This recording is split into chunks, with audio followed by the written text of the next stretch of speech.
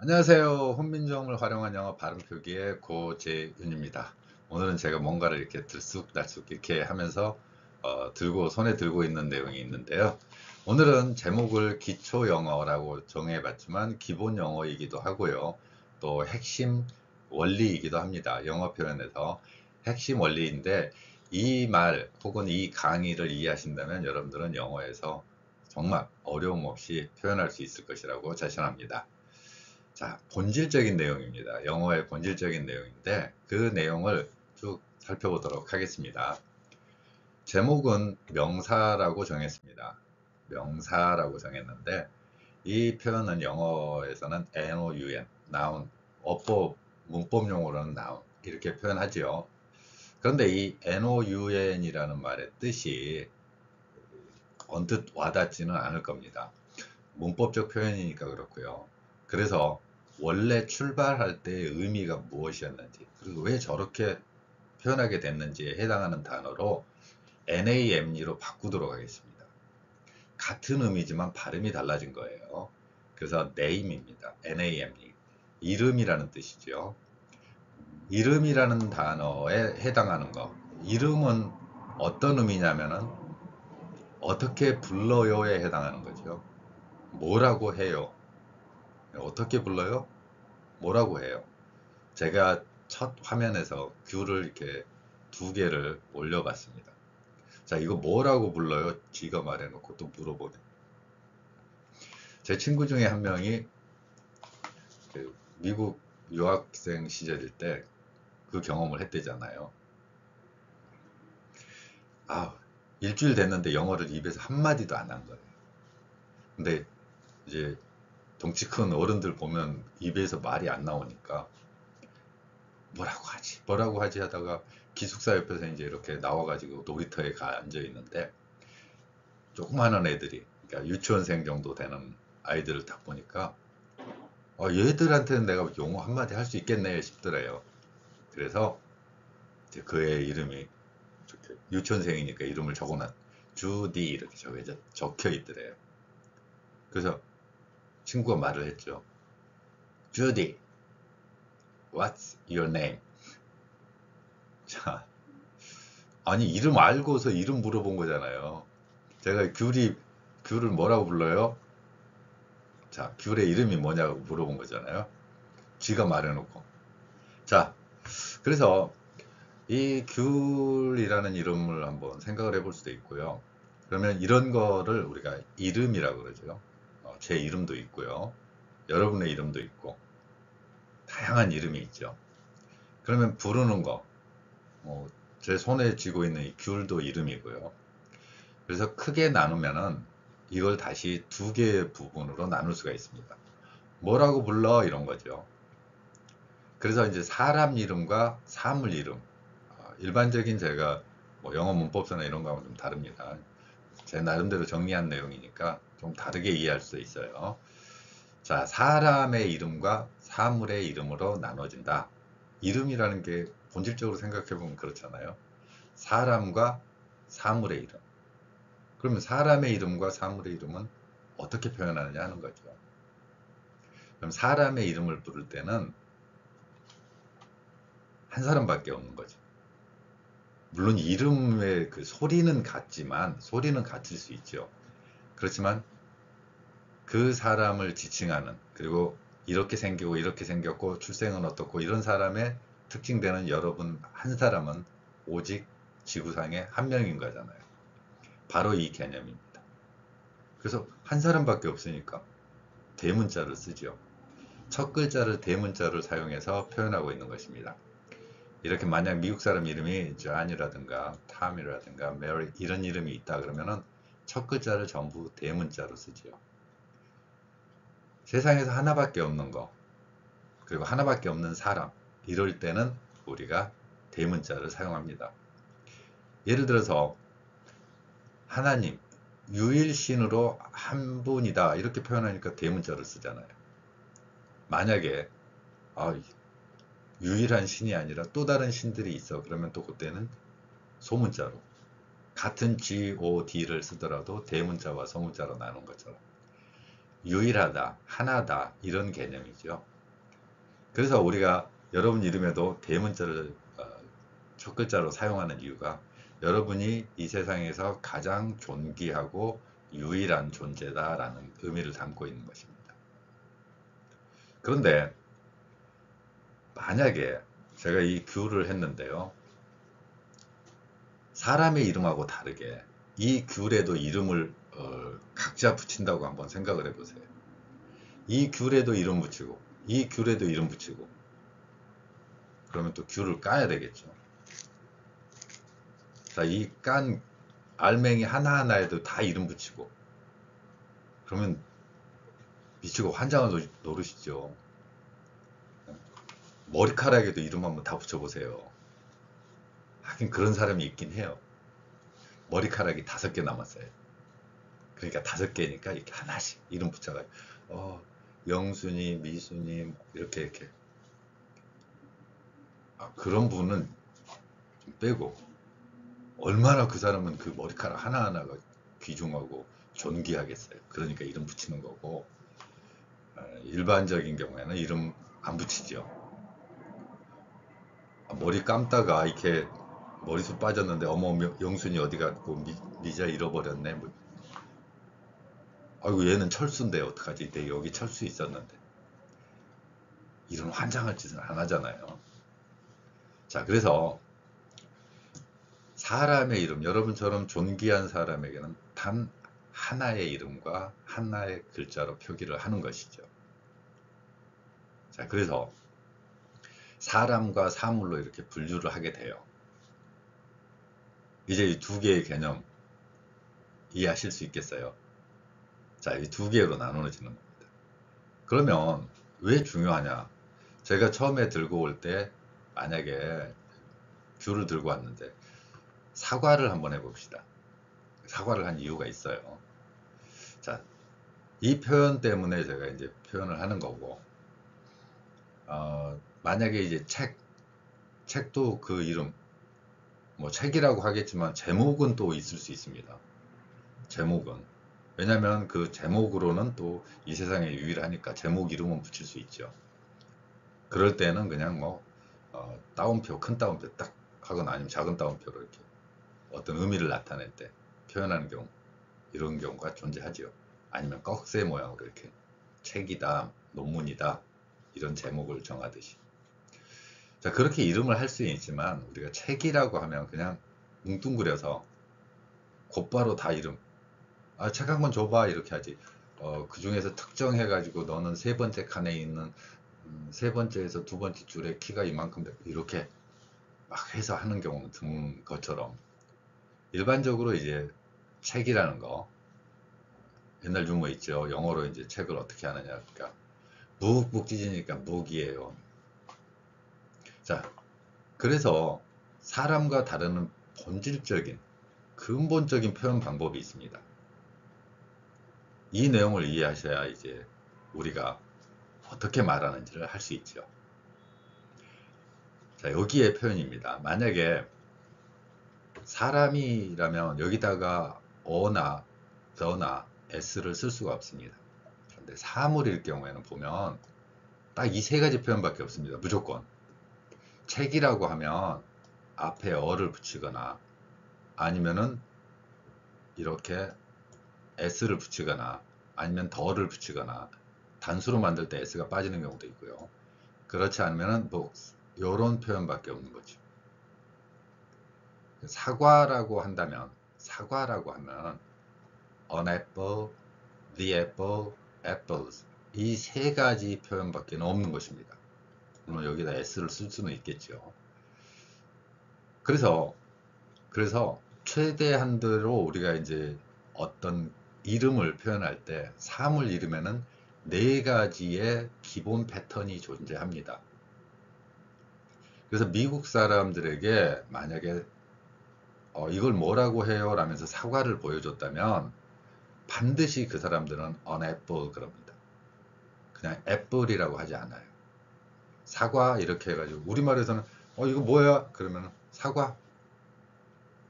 근데 영어 표현에서는 가장 본질적인 차이가 거기에 on을 넣는다는 거예요. on apple이라고 해야지 그냥 apple 이렇게 해버리면 안 된다는 거죠. 이게 우리말과 영어에서 존재하는 첫 번째 가장 큰 차이입니다. 명확하게 사람을 부를 때는 난 이렇게 부를 거고 사물을 부를 때는 이렇게 표현할 거야 라는 특성이 있습니다.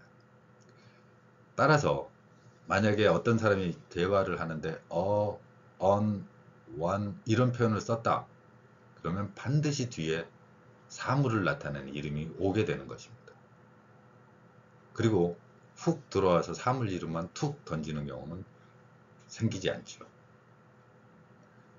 자, 다시 한번 정리해보면 만약에 사과가 있다고 하면 사과에 대해서는 이렇게 표현한다는 거죠. an apple 이 표현이거나 the apple 혹은 apples 이런 표현으로밖에 나타나지 않는다는 거죠.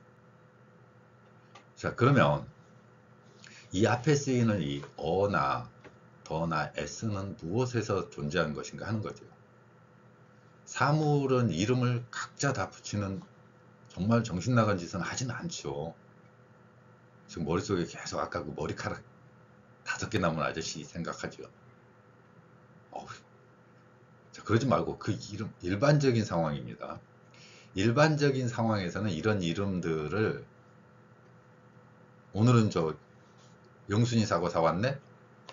영순이 귤이네? 이런 식으로 이름 붙이지는 않는다라는 거죠.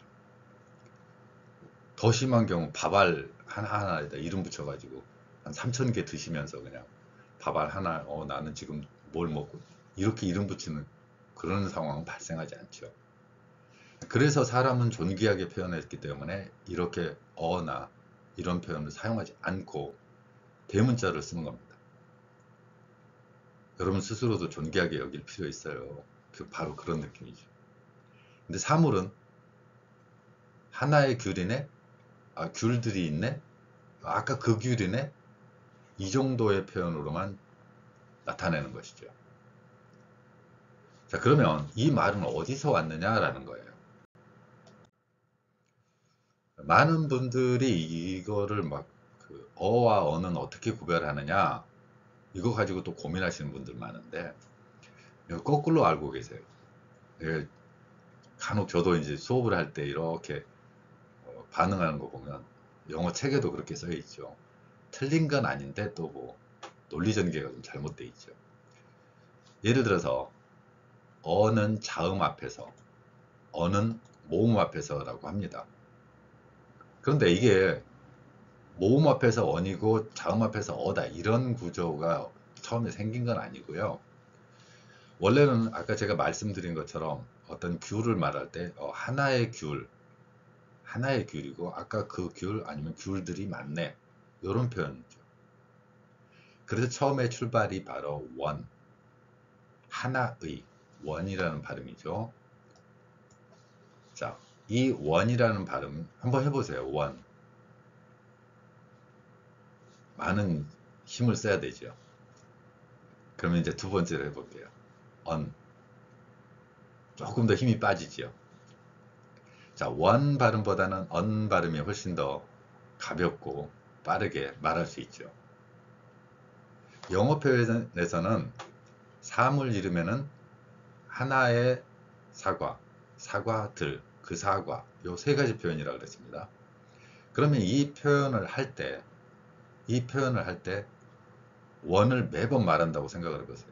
원북 이렇게 발음이 어려워요. 계속 꼬이는 겁니다. 그래서 원이라는 단어가 줄어요. 그래서 원이라는 단어의 발음이 줄면서 언이 됩니다. 언은 또 더 단순해지긴 했지만 그래도 여전히 힘을 좀 더 써야 됩니다. 그래서 원에서 언으로 줄었지만 줄인 김에 하나 더 줄여요. 그래서 어가 됐죠. 물론 A로 읽기도 해요. 원으로 읽기도 할 수도 있고요. 그래서 이 원, 언, 이렇게 연결되는 것입니다. 그 결과물로 AN이 겹쳐 있을 때 한번 어떤 상태가 발생하는지 볼게요. 원북, 그 다음에 언북. 자, 자음이 겹칩니다. 자음이 이렇게 겹쳐 있다 보니까 뒤에 오는 단어하고 자음이 충돌을 일으키게 되어 있죠.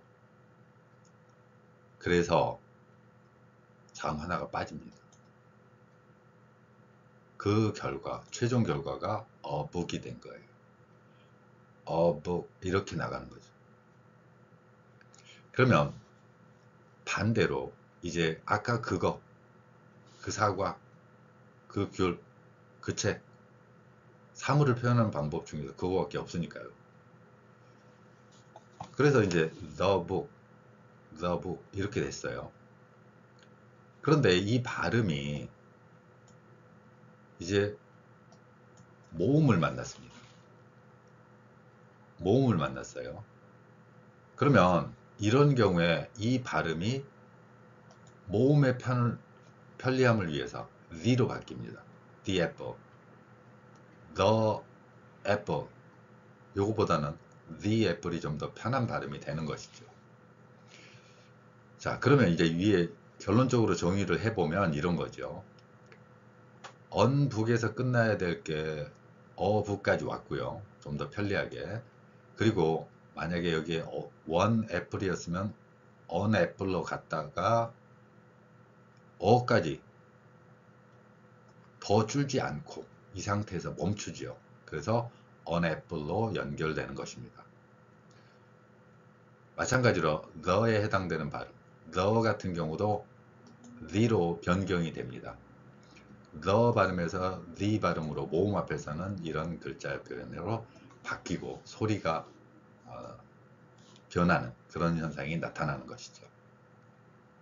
자, 그러면 그 결과물로 모음 앞에서는 on이 사용되었고, 그리고 자음 앞에서는 어가 사용된다는 논리가 정리되는 것입니다. 또한 이 발음에 대해서는 우리말에 존재하지 않는 th 발음입니다. 그래서 이 글자는 우리말에 존재하지 않기 때문에 제가 1995년부터 디귿 아래 작은 동그라미를 친 글자 표기를 개발하여 나타내고 있죠. 우리말에서 더가 아니라 양이 사이에 혀를 넣고 내는 소리, 이 소리에 해당한다라는 표현으로 디귿 아래에 작은 동그라미. 저 소리는 여기 목젖이 울리는 소리입니다. 목젖까지 울려야 되기 때문에 상당히 어려운 소리지요. 그래서 th 발음을 한국인들이 정확하게 하기는 어렵다. 그렇지만 의식적으로라도 이런 소리를 내려고 노력하다 보면 자연스럽게 또 나오는 순간이 생길 것입니다. 자, 그래서 이제 명사라고 하는 거, 이름 대신에 사물의 이름도 만약에 그냥 귀찮으니까 그냥 다들 사물 이름도 그냥 철수 영의로 통일해. 철수. 그래서 이제 어철수, 더철수, 철수들. 인간의 존엄성에 대한 근본적인 회의감을 느끼고, 여러분 모두를 그냥 오늘부터 그냥 철수로 할래? 그러면은 여러분들 현타 오지요. 내가 왜 이렇게 되죠? 자, 그래서 사람 이름 앞에는 어를 붙이지 않습니다. 근데 붙이는 경우 있어요. 아주 이상한 표현이 되긴 하겠지만, 예를 들어서 저를 보면서 셰익스피어 돌랄라고 그러나요? 셰익스피어. 그러면 셰익스피어라는 사람과 같은 문학 천재, 이렇게 표현하고 싶으면 보니까 너 셰익스피어, 그래서 셰익스피어, 이게 가능해요. 만약에 또 이제 그 자기 이름으로 회사 만든 유명한 그런 자동차 회사도 있잖아요. 그러면 그럴 때는 어떻게 해요? 그 포드 자동차 같은 경우에는 거기 사람 이름이지만 쓸 수 있죠. 그런 경우에 해당되는 것입니다. 따라서 어떤 거를 만든 여러분들 자체가 어떤 이러한 이름처럼 되면, 사물의 이름처럼 된다면 정말 대단한 거지요. 대단한 사람이 됐다 이렇게 생각하면 됩니다. 자, 그러면 이 내용을 이해할 때 여러분들은 명사를 표현하는 정확한 구별, 우리말과 다르게, 그래서 미국인들에게 만약에 어떤 이름을 물어볼 때 정확히 어나 언이나 더를 넣는 것을 볼 수 있죠. 이 사물을 표현할 때 언어 패턴입니다. 자, 그 다음으로 이제 연결할 내용이 뭐냐면은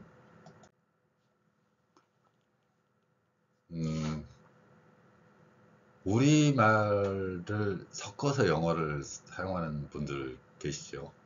저는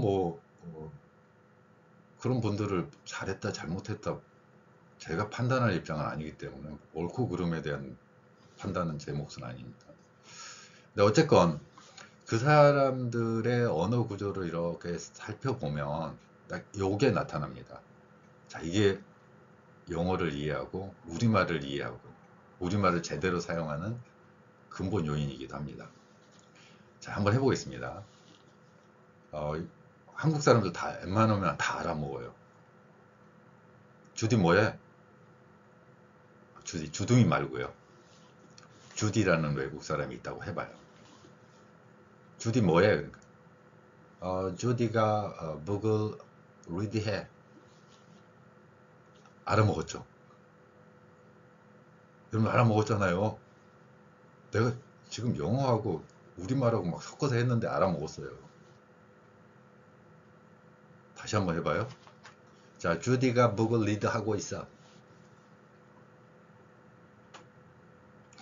이게 신기한 일인데 이게 알아먹어요. 자, 그러면 뭐가?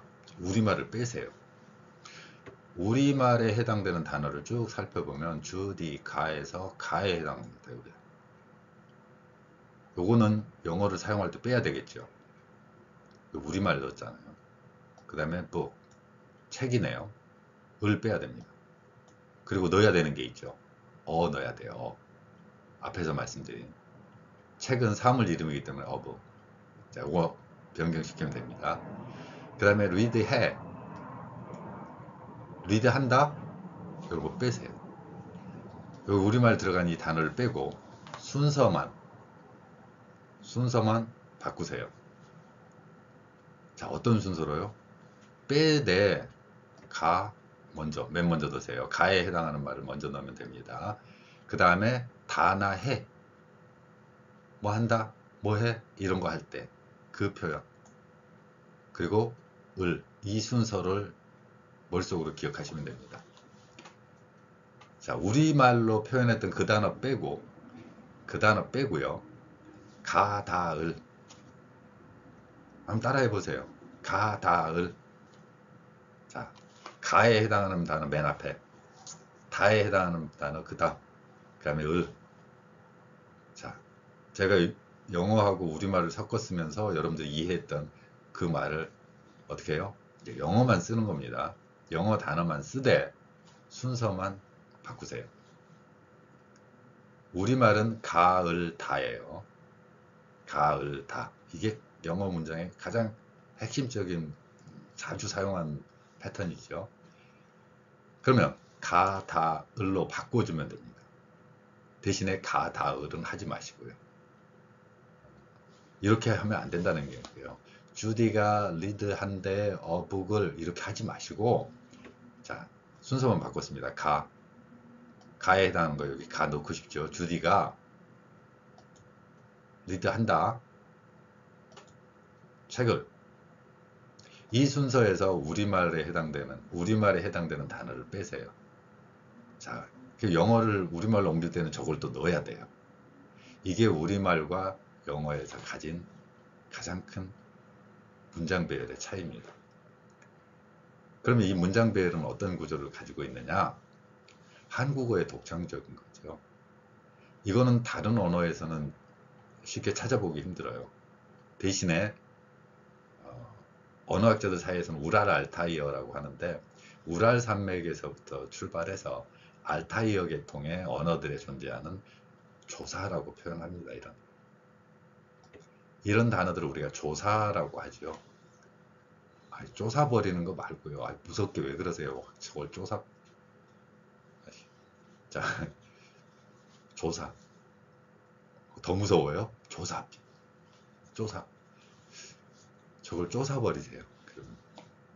자, 저걸 쪼사버리고 표현하면 됩니다.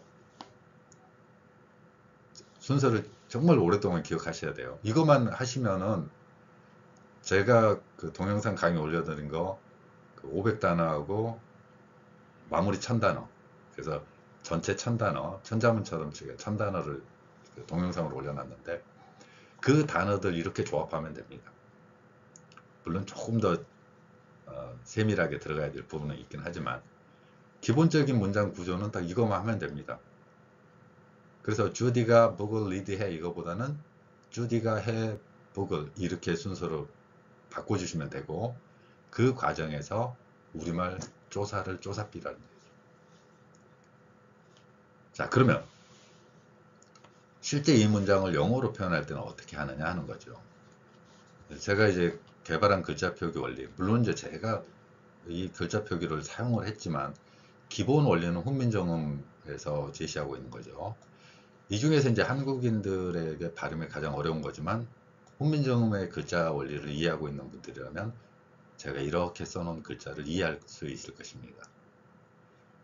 자, 받침에 2개 있으면 어떻게 해요? 하나는 좀 세게, 하나는 좀 약하게 하지요. 대표적인 단어를 저는 이제 인생의 삶, 제가 좀 글씨를 아주 개떡같이 써요. 한참 걸리네. 자, 이렇게 됐습니다. 그러면 받침에 2개의 글자를 썼죠. 그러면 여러분들이 앞에 글자를 소리낼 수도 있고 뒤에 글자를 소리낼 수도 있는데, 삶 같은 경우는 뒤에 미음이 소리가 납니다. 그 앞에 리을은 어느 순간 사라져 있어요. 뿅 하고 사라졌는데 다시 딱 뒤에 나타납니다. 언제요? 뒤에 모음이 올 때. 이렇게 되면 삶이 이루지 않고 삶이, 이런 식으로 표현을 합니다. 아까 표현할 때는 삶이었는데 삶이가 아니라 삶이, 아까 있던 재기능 합니다. 자, 여기도 똑같습니다. 제가 훈민정음 방식으로 글자를 표기했기 때문에 이제 이렇게 나오는데요. 자, Judy reads 이렇게 되겠죠. reads. 일본어 표기로 Judy reads 이렇게 하지 마세요. 을을 다 넣는 순간 우리는 일본어처럼 영어 발음이 변질돼 버립니다. 일본어처럼 받침으로 표기하지 못하니까 reads 이렇게 하잖아요. Judy reads a book 이렇게 되는데, 여기에다가 모음, 받침 2개 대신에 이 글자를 이렇게 읽는 거하고 똑같습니다. 삶이라고 써놨는데 사름이, 사름의 이렇게 되는 거죠.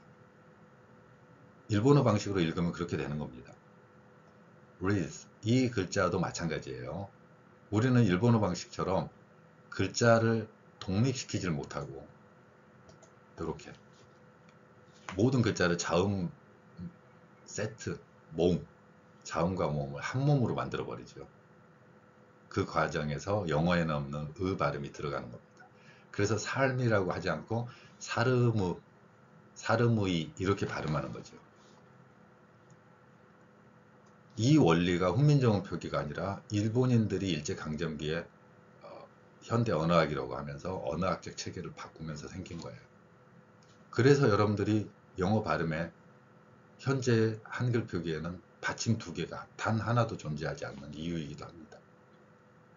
세종대왕은 이런 받침 2개 표기하는 걸 했는데 어떤 녀석들이 와가지고 다 저거를 이렇게 하는 게 더 과학적이고 언어학에 맞아 그런가 하고 또 따라간 거예요.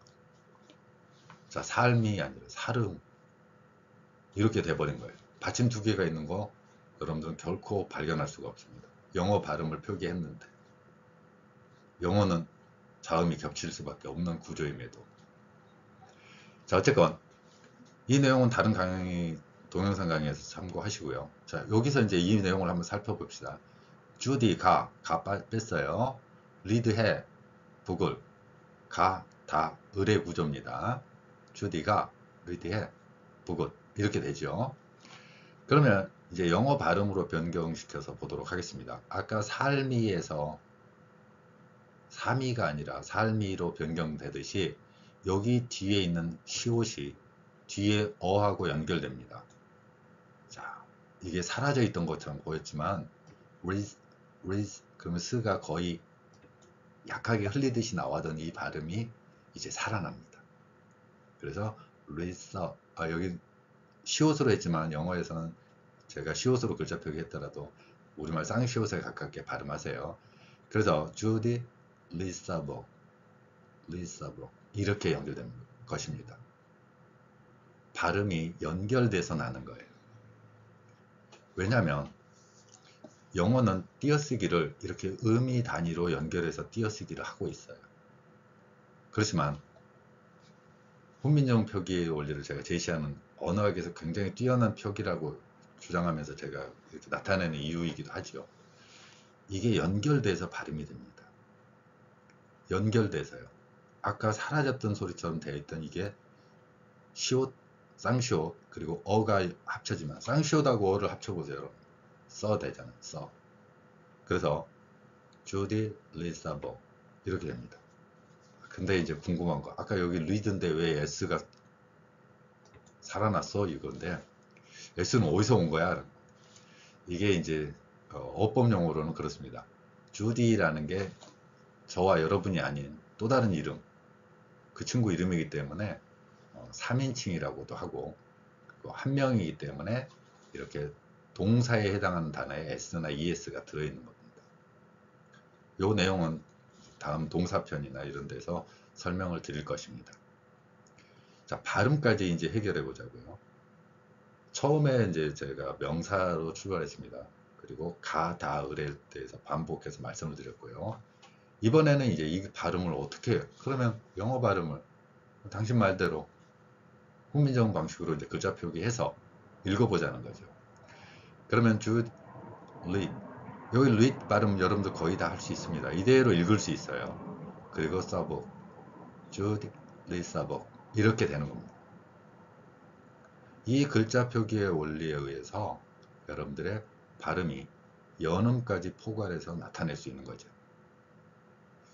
자, 오늘은 영어의 그 이름이 뭐예요부터 출발해서 이름에 해당하는 단어를 우리가 명사라고 혹은 noun이라는 영어 어법 단어가 있지만 name, 부르는 것, 이름이라고 했습니다.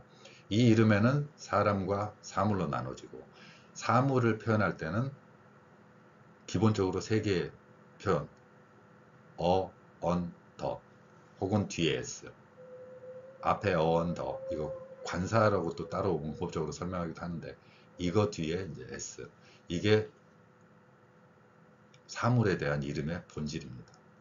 이거 위에는 표현할 방법이 없고 표현했어도 안 되겠죠. 나만 그렇게 할 거야 이렇게 고집 피워가지고 만들지 마시고, 그래서 이렇게 나타내는 거죠. 그리고 이 단어들을 배열할 때 우리말 영어를 섞어 쓰는 사람들에게서 나타나는 일반적인 조사 붙이는 거, 이 조사를 빼고 단어 배열을 하면은 영어의 순서가 된다, 이 내용이었습니다. 그리고 마지막으로 제가 개발한 글자 표기의 원리로 본문 내용 문장으로 표현해 봤습니다. 감사합니다.